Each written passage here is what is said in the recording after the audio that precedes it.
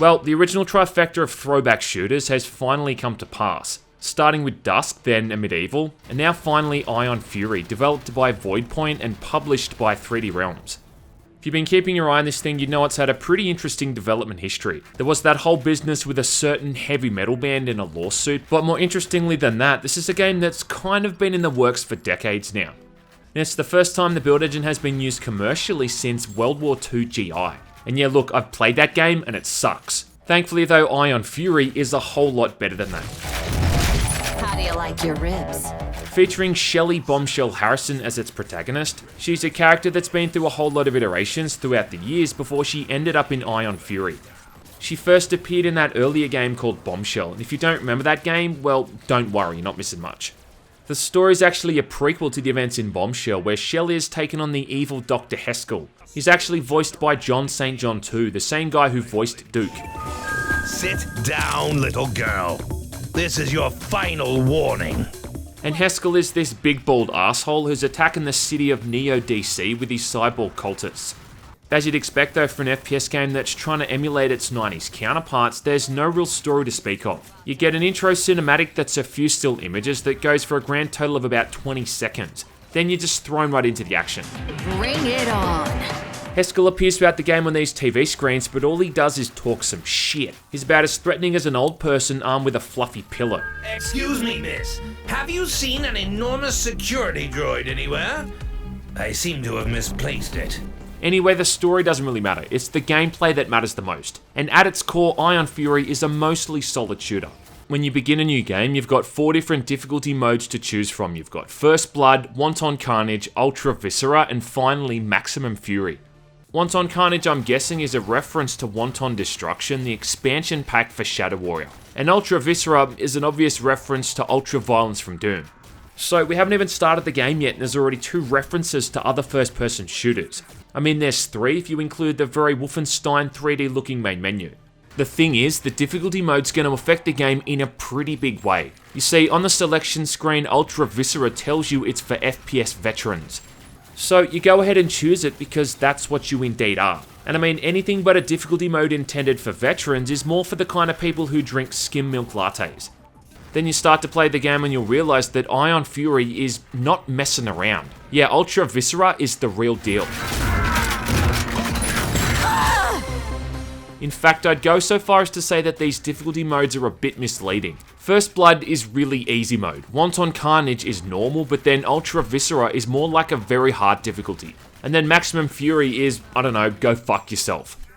I played the game on both Wanton Carnage and Ultra Viscera, and choosing between the two is like choosing a leisurely stroll through the park, eating cotton candy and sipping on barley water. And then the others like bear crawling through no man's land, wearing arseless chaps with a tattoo of a bullseye around your butthole. Wanton Carnage has fewer enemies, they drop more ammo pickups and you take less damage, and as a result the difference between both is pretty huge. It's more than just the enemy count, it's a considerably more challenging experience. I guess my point is, if you want the true boomer experience, go Ultra Viscera. But if you want it to be a bit more balanced, well, go with Wanton Carnage. If you choose anything less than Wanton Carnage though, well, you're dead to me. Oh my god, the quarterback is toast. So that's something to think about first and foremost before you start playing the game, is what kind of experience you want to have. Regardless of the difficulty mode you choose though, you'll notice pretty quickly that Ion Fury is a really damn gorgeous looking game at times, despite running on 20-something-year-old software. I think the best way to sum up the presentation is that it's more than pixel art, it's more like pixel pornography. Never has the build engine just looked so damn good, and Ion Fury manages to push this engine to its absolute limits. Some of the first areas you explore, these neon-soaked cyberpunk streets, just look amazing. And there's just so much going on with the designs of something as simple as a noodle bar in some seedy back alley that just makes the game world feel unique and lovingly crafted. It's got that look and feel of what films in the 90s thought the future would look like, and I think a good example of something that has a similar aesthetic is a film like Demolition Man. Back it all up with a pretty catchy soundtrack and you get a pretty tight package. It's the kind of thing you just know modders and map makers are creaming their pants over. In fact, it kind of makes sense considering I think Voidpoint is made up of former modders and map makers too. It's also jam-packed with references in true 3D Realm style. One of the first areas in the game is the Tech Noir Club, literally right next to Flynn's arcade from Tron. And at one point there's a blatant reference to the 1980 film Commando that couldn't be more obvious if it tried. There's not one aspect of the presentation that doesn't feel absurdly polished and honed. The weapon and the enemy sprites, all of the lighting effects, through to what few scripted sequences the game has. It just looks fucking awesome. And in true build engine fashion, there's a lot of interactivity with the environments. You can use vending machines, you can eat hamburgers and tacos. Yum, yum, yum. Power up generators, look through security cameras. There's even working mirrors to shut up the people who post on 4chan. It's really staggering just how much stuff has been crammed into the game's visuals, and the irony is that if a 90s computer actually tried to run this thing, despite working off 90s tech, I think it would make that computer overheat and explode. This is a pretty damn long game too. Now, all up there's 7 chapters, with each chapter having 5 or so levels, usually ending in a boss fight. Later chapters get a bit shorter, and I think the last few only have 3 or 4 levels each instead of 5, and a couple of them skip boss fights entirely. Then it all culminates in a final boss fight against Heskel as you'd expect, though the less said about that thing the better. Without spoiling it, it kinda sucks, and it feels more like the kind of thing you do at a bowling alley to win prize tickets, instead of being the final fight in a throwback shooter. But don't worry, along the way you'll still kill everything else that moves. All up, there's technically 9 weapons, but there's really only 3 weapons you're going to be using the majority of the time. I like the way you die. And these are Shelly's revolver, the Loverboy, the Disperser, which is a shotgun/grenade launcher, and then the Penetrator, an SMG that fires incendiary rounds. Talk shit, get shot. But even the Penetrator might not be used all that much because ammo for it seems a bit rare, so really it's only the revolver and the Disperser. And the thing is, all of these 3 weapons you get within the first couple of levels, and you could honestly finish the entire game using nothing but the revolver and the Disperser. At least though, the revolver's got this awesome alternate fire mode, where you can lock onto enemies and then gun them down super quickly like it's high noon time. Never gets old.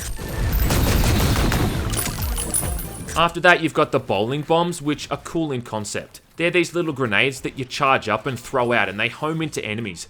But they're highly situational and they can't roll upstairs, so their usage is kinda limited. Also, I think the splash damage isn't that high, so it's not as good at crowd control as you'd really hope. After the boss fight for the second chapter, you get a chain gun, which is like a better version of the Penetrator. But ammo for this thing is super limited, so you'll barely use it. Outside of one boss fight where they give you a goddamn ammo stockpile. The grenade launcher is just an alternate fire mode for the Disperser, where Shelly loads in grenade rounds instead of shotgun shells. But I don't consider this thing its own separate weapon, even though it uses the 7th weapon slot. I mean, as far as I'm concerned, it's just an alternate fire mode for the shotgun. I mean, it uses the same weapon sprite. Then you've got the Ion Bow. Now, this is a crossbow that takes up the 8th weapon slot. And it's actually one of the most useful weapons in the game because of the accuracy and the damage it does. This thing is really handy against some of the flying enemies who are otherwise kinda hard to hit because of how small their hitboxes are. And it's got the benefit of stunning enemies when they're hit too. Its alternate fire mode shoots out a row of bolts at once, but I never found much use for this thing. The thing is that it just kinda lacks that wow factor. And it may as well be a rifle because it functions about the same as one. The fact it's shooting bolts isn't any different to it shooting bullets outside of the visuals. I found too that putting it in the 8th weapon slot meant I often forgot that I even had it. I kind of associate a weapon in that slot with a power weapon, like a plasma rifle or a BFG. I mean, speaking of BFGs, that's a weapon archetype that Ion Fury is also sadly lacking. Yeah, there's no super powerful charged up weapon that empties an entire room of bad guys in a single hit. Finally, there's the Cluster Puck, which is just weird. I mean, it's just a little disc that you throw out and it explodes. I mean, it's not bad, but there's just nothing unique or amazing about it. And it's another weapon you don't really get to use that much because of its rarity. Then of course there's Shelly's Stun Baton, which fills in the melee weapon slot. But all this really seems to be used for is powering up generators. Now, while none of these weapons are outright bad, the thing is just they're not all that amazing either. They're all just okay. There's no real watershed moment where you find one of these guns and the paradigm of the combat suddenly shifts and changes how you start playing. I mean, Duke 3D had a gun that froze enemies, one that shrunk enemies, and one that expanded enemies until they exploded.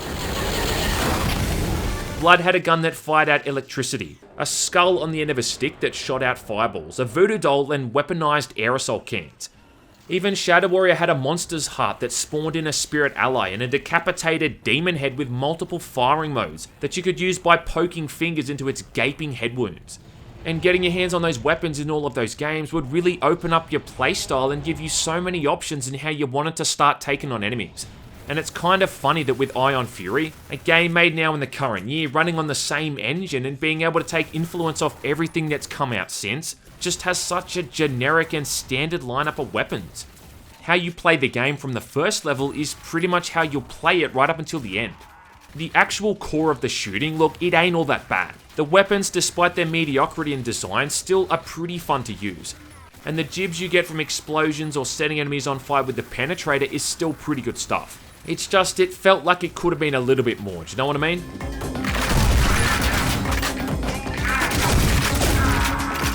I think another weak aspect is certain elements of the level design. Generally, the level design is really good. It's highly detailed and there's a good sense to how the whole thing flows with lots of options for exploration. But that's not really the problem. Ion Fury uses a lot of large open areas for its level design because the map makers are trying to show off how much detail they can cram into the engine. And I get it, it's impressive, don't get me wrong. Walking out of a door and seeing this giant cityscape is quite an achievement, there's no faults there. The thing is, the build engine doesn't really function all that well in opened up areas when it comes to shooting. Build engine shooting I think works best at medium to close range, letting the player utilize cover to break line of sight and avoid taking too much damage.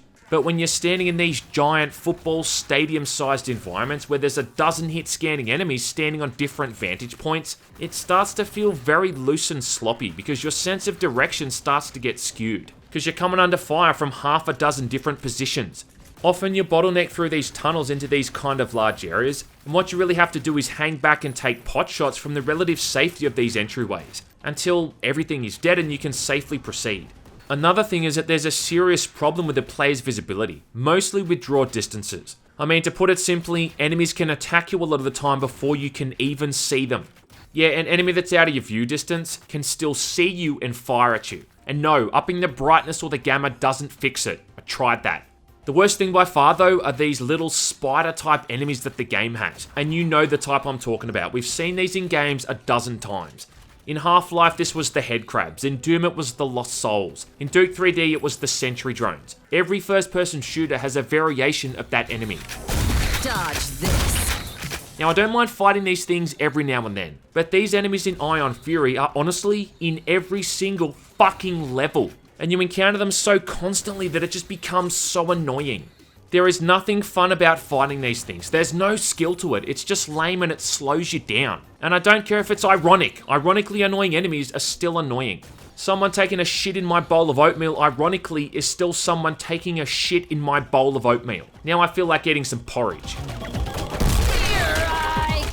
Another issue I have is the ammo, or the often lack thereof. Personally, I just found that I was always scrimping by for ammo in this game, and about the only weapon I consistently had any ammo for was the revolver.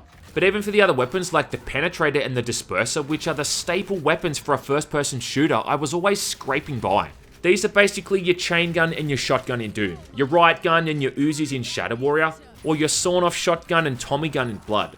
What doesn't help either is that the Ultra Viscera difficulty actually reduces the amount of ammo the enemies drop, but it also increases the enemy count, so how does that make sense? You should not be running out of ammo for these weapons. You run out of ammo for the bigger, stronger guns like the chain gun and the bowling bombs. You shouldn't run dry on the workhorse weapons in a game like this.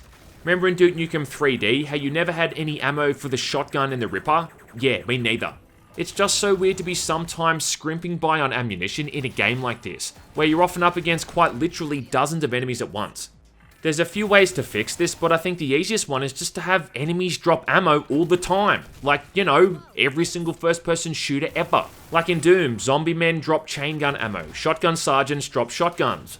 I mean, it kinda does have that, and occasionally enemies drop ammo, but it's literally like 2 bullets at a time. That's kinda like seeing someone dying of thirst in the desert and pissing in their mouth. This is obviously more of a dilemma when you're playing on higher difficulty modes, but I still don't think this should be something the player has to worry about, not in a game like this. I think my major issue with this game though is that it just doesn't capture that feeling of being this ultimate badass. It's not quite the same power fantasy games like Duke Nukem or Doom are. You don't feel like this unstoppable killing machine, you just kind of feel like this chick going around shooting bad guys. After I'm done with it, you can claim what's left. Never has that moment where you transcend normalcy and just become this complete force to be reckoned with. You're just playing as Shelly, just Shelly. You're someone who's kind of okay with guns, and you wear riot armor and say funny things every now and then. Clean up on aisle your ass. Some of Shelly's one-liners are just odd. Like, how about this one? Oh my god, the quarterback is toast. Sound familiar? Well, apparently it's that bit from Die Hard when the terrorists blow up that APC. And it's not even one of Bruce Willis's lines. Oh my god, the quarterback is toast. Oh my god, the quarterback is toast. Like I said, some of these are just odd. You're gonna have to do better than that, you bald-headed bitch. My biggest takeaway is that this is a game that just didn't get much proper playtesting. You look at games like Dusk and Medieval that had a pretty long but public development cycle. They engaged with the community, they listened to criticism, and they changed the game for the better accordingly. Ion Fury didn't get that treatment. I mean, for all we know, it was developed at Area 51. They showed off these short demos, but everything else since then has been done in secrecy.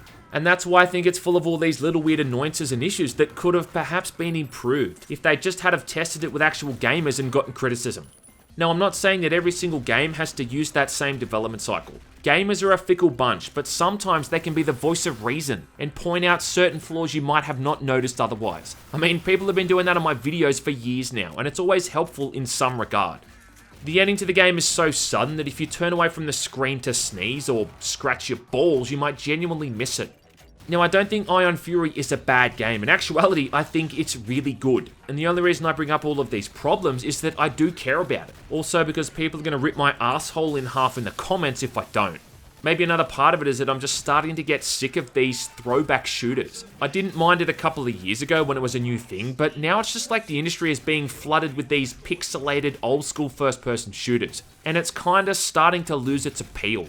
Ion Fury gets a hall pass because it was one of the first ones to do this, but even still, it's kinda hard to not get burnt out on this stuff at some point, considering this is just another game in a long list of other games trying to do the same thing.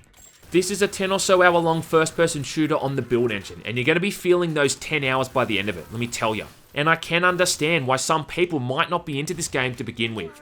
At the end of the day though, Ion Fury is still an easy sell. Do you like first person shooters? Well then you need to buy this. What are you gonna do, send me to my room? I think the price is about right considering how long the campaign is, and it's also got bonus missions and all the secrets and achievement hunting aspect to it as well. So it's got a whole lot of love to offer, just like your mum. Schwacked. If you want to add another throwback shooter to your library, along with all the other great ones we've got out there, well then this is still it. Just expect a few hiccups here and there. Oh my god, the quarterback is toast.